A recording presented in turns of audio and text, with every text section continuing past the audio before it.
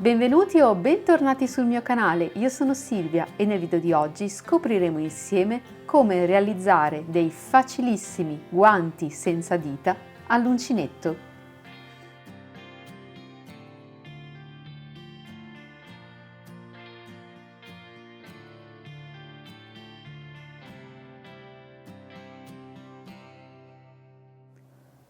Questo progetto, adatto anche ai principianti del mondo all'uncinetto, va a completare una serie di tutorial dedicati a progetti di abbigliamento super facili.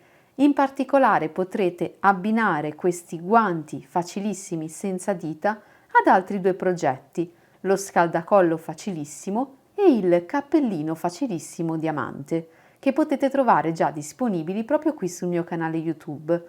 Sono progetti che possono comporre un set, in quanto sono eseguiti con la stessa tipologia di lavorazione.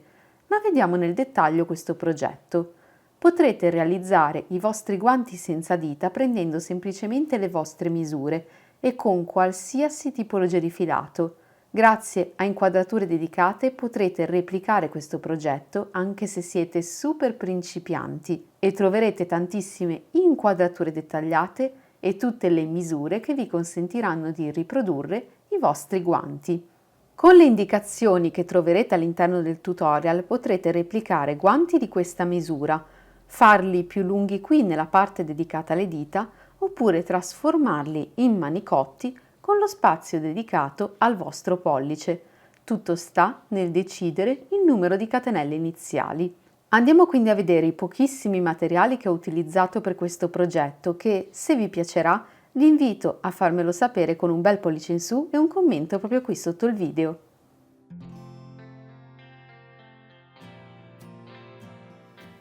Per questo progetto andrò ad utilizzare il filato Animalier del marchio Tresfere. Si tratta di un 100% acrilico, lavorabile con uncinetto e ferri 4,5 oppure 5. Il gomitolo pesa 100 grammi ed ha una resa di circa 190 metri. I colori predominanti oltre al nero di questo filato sono il blu e questo tono di rosso mattone molto tenue che va a sfumare fino ad un rosa. Codice colore di questa sfumatura il 151. Andrò a lavorare il tutto con un uncinetto numero 5. Ricordate sempre di adeguare il numero di uncinetto alla tipologia di filato e ovviamente alla vostra mano di lavorazione.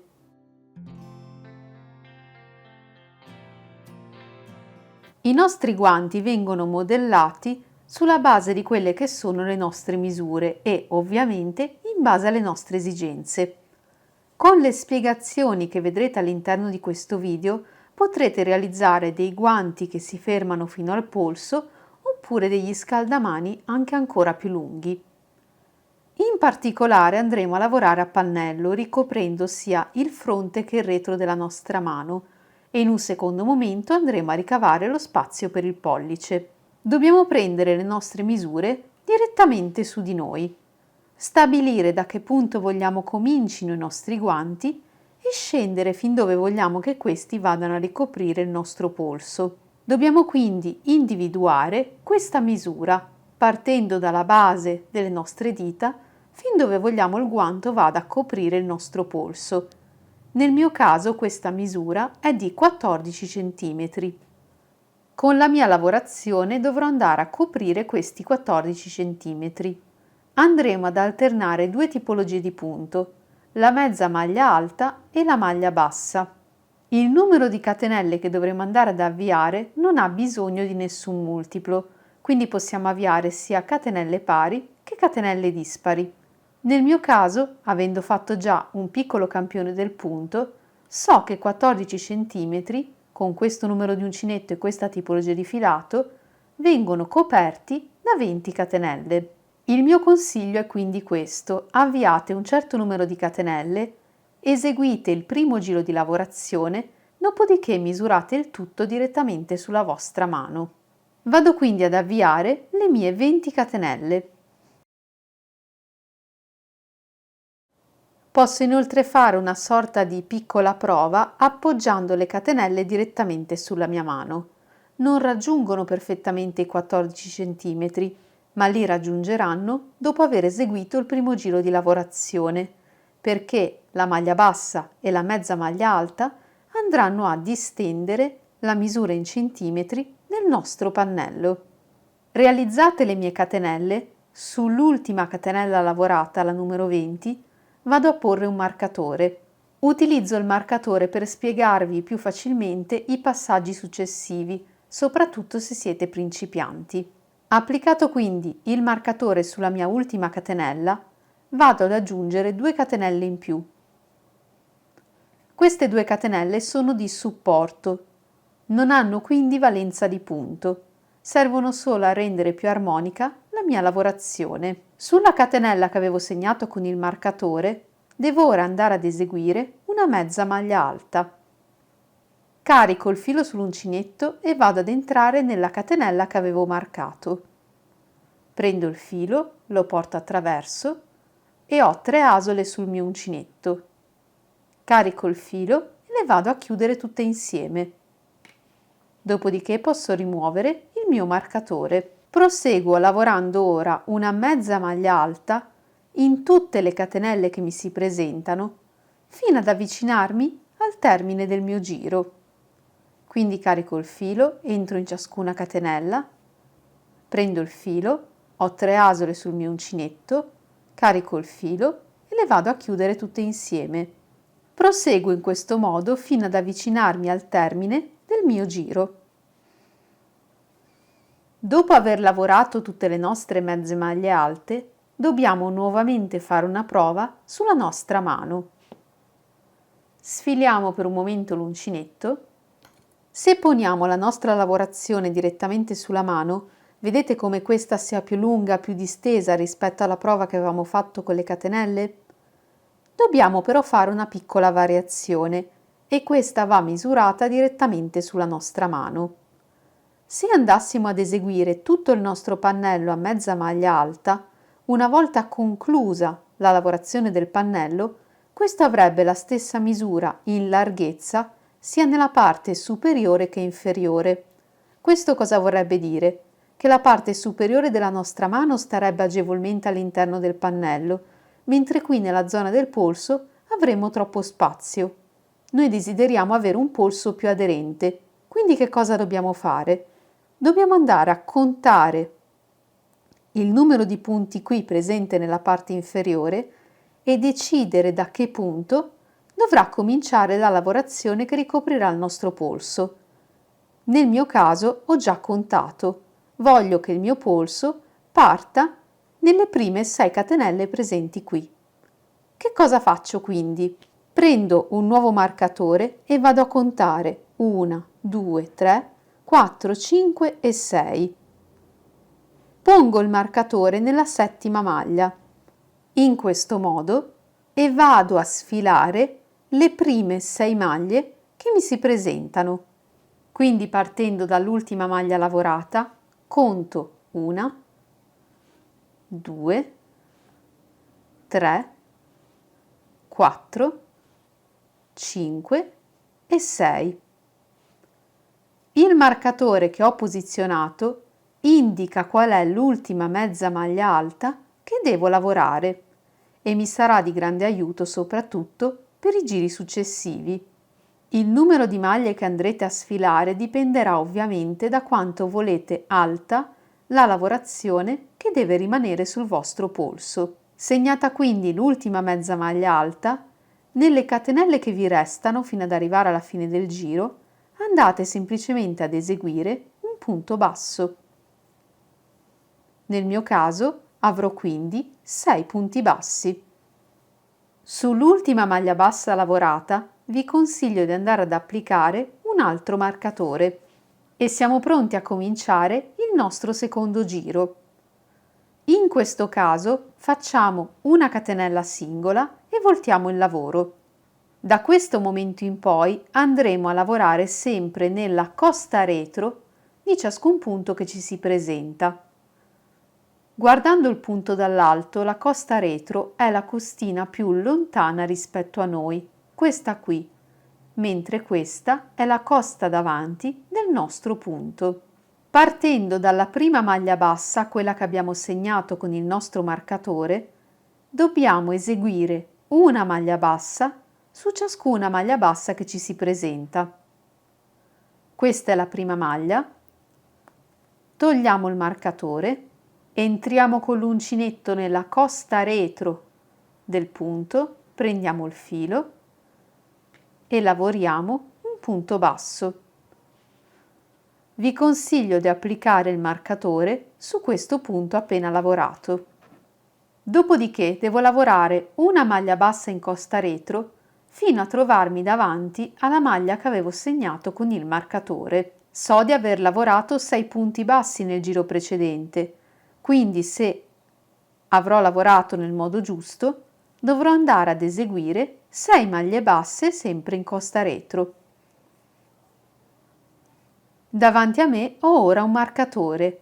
Questo marcatore indica che su questa maglia devo andare ad eseguire un mezzo punto alto.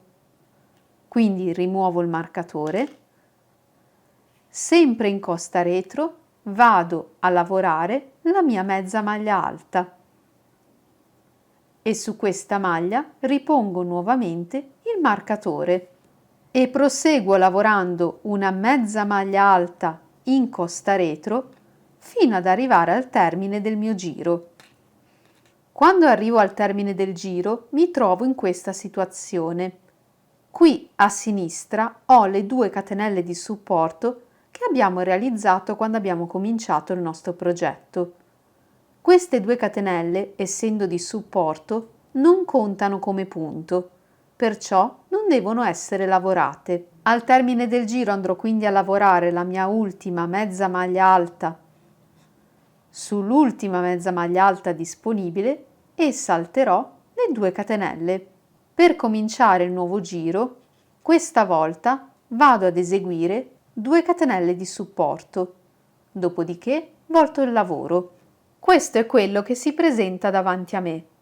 Sulla destra ho la lavorazione eseguita a mezze maglie alte, mentre qui sulla sinistra ho la lavorazione eseguita a punto basso. Come si procede per questo giro e tutti i prossimi giri? Siamo qui all'inizio del giro dalla parte lavorata a mezza maglia alta.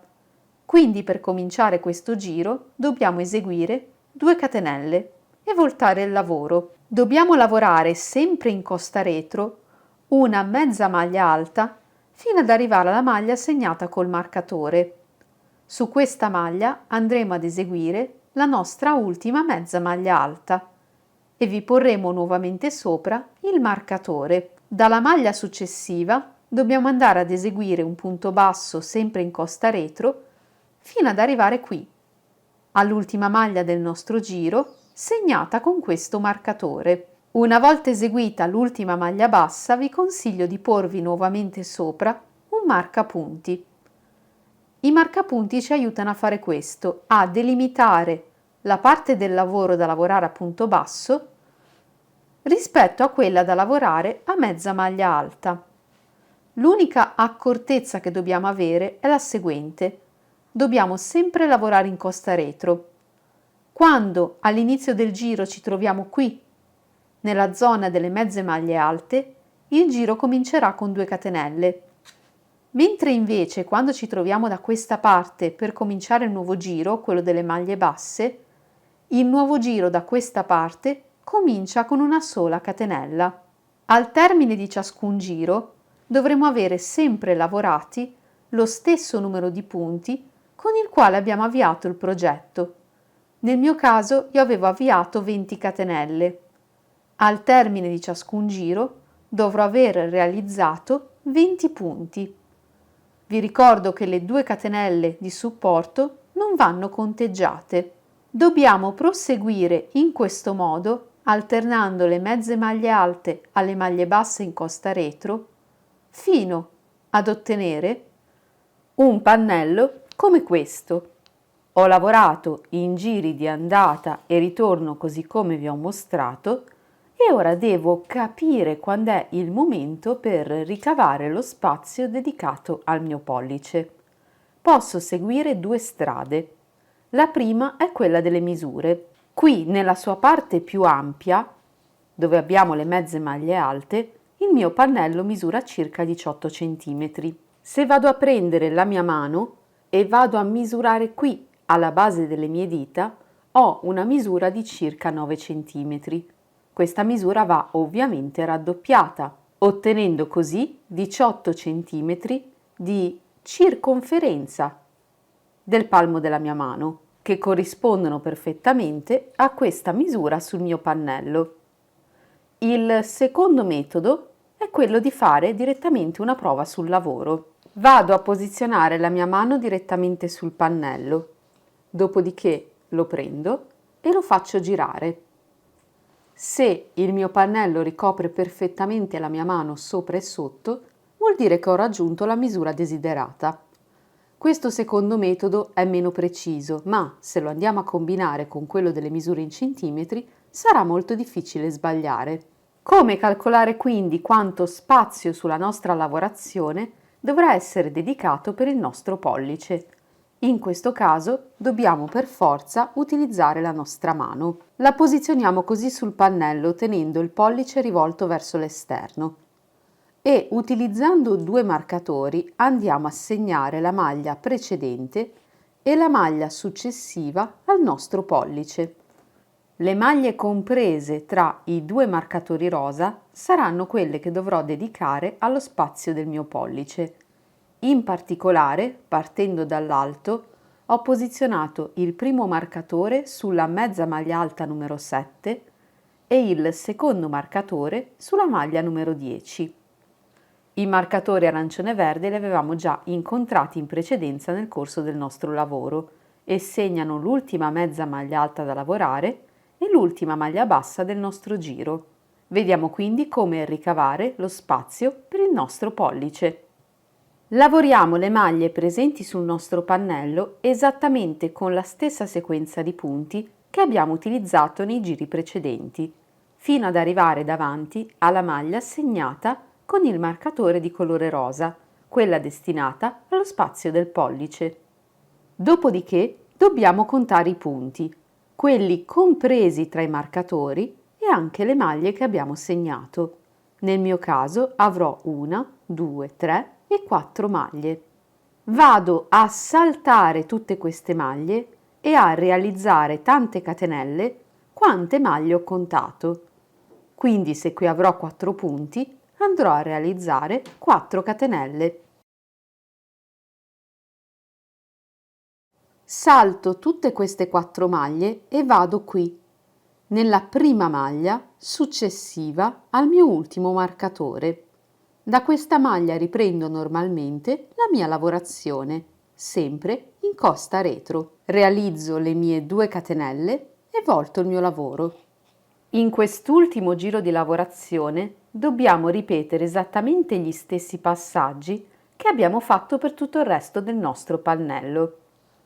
Lavoreremo una mezza maglia alta su ciascuna mezza maglia alta che ci si presenta e anche sopra le nostre catenelle.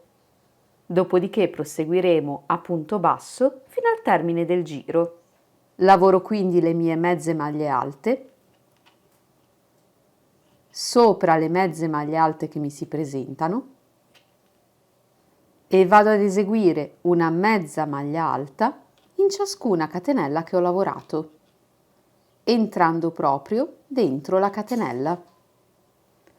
Dopodiché proseguo con la mia sequenza di punti fino al termine del giro. A questo punto possiamo rimuovere i marcatori e questo sarà il risultato che andremo ad ottenere. Non ci resta che effettuare la cucitura sul lato corto del nostro progetto e andare ad indossarlo. Per fare questo, come sempre al termine del giro, faccio una catenella e volto il lavoro e vado poi a piegare il mio progetto esattamente a metà. Per cucire insieme le due parti del mio pannello andrò a lavorare una maglia bassissima su ciascun punto che mi si presenta. Questa maglia bassissima andrà lavorata nella costa retro del pannello dal lato dove abbiamo ancora attaccato il filo e all'interno delle catenelle con le quali abbiamo avviato il nostro progetto.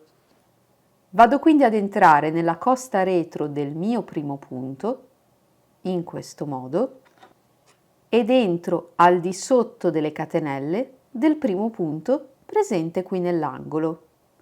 Prendo il filo, lo carico sul mio uncinetto e lo faccio passare attraverso tutte le asole, realizzando così un punto bassissimo. Passo al punto successivo, entro sempre in costa retro e al di sotto della mia catenella. Prendo il filo, passo attraverso tutte le asole e proseguo in questo modo, lavorando una maglia bassissima su ciascun punto che mi si presenta, fino ad arrivare qui, al termine del giro. Dopodiché vado a tagliare il filo e a nascondere il filo in eccesso all'interno del mio lavoro.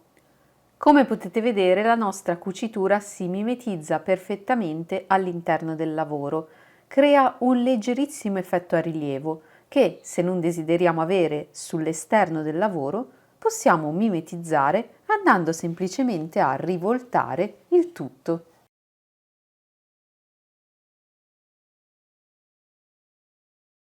In questo modo non ci resta che indossare il nostro guanto.